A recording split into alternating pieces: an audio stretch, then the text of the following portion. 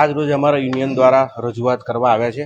વારંવાર રજૂઆત કર્યા છતાંય વડોદરા મહાનગરપાલિકામાં આવતા સયાજીબાગ ગાર્ડન જેવું વડોદરા શહેરનું એક નાક ગણાય છે. એમાં માળી, મજૂર, એનિમલ કીપર જેવા બધા કર્મચારી છે ને 140 કર્મચારી છે.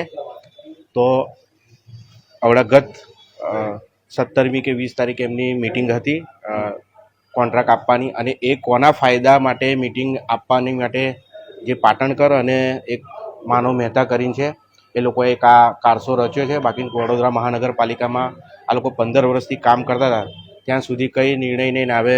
ખરા સમયે જે આ લોકોને ખરેખર 720 દિવસની ઉપરાંત 15 વર્ષ થઈ ગયા છે, જેવું કે બહાર સેનેટરીમાં 720 દિવસે રોજિંદારી પરિવર્તિત કરીને એ લોકોને કાયમ કર્યા છે.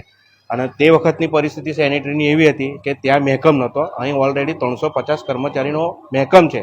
તોય છતાં આ લોકોનો પર અન્યાય કરી રહ્યા છે, એ ચલાવી લેવામાં આવશે નહીં. અમે આજે લેખિતમાં રજૂઆત કરી છે, અને એના માટે અમે 21, 22, 23 તારીખે 3 પ્રોગ્રામ કરીશું. પહેલો પ્રોગ્રામ અમારો ફૂલ ગુલાબ આપીને જે લોકો આશરે 5 થી 7 હજાર પબ્લિક ચાલવા આવે છે એમને ગુલાબ આપીશું. બીજો પ્રોગ્રામ એવો થશે કે અમે કાળી પટ્ટી પહેરીને બધા કર્મચારી કામ કરશે, અને ત્રીજા દિવસથી સખત હડતાલ થશે. એની સંપૂર્ણ જવાબદારી આ લોકોની રહેશે.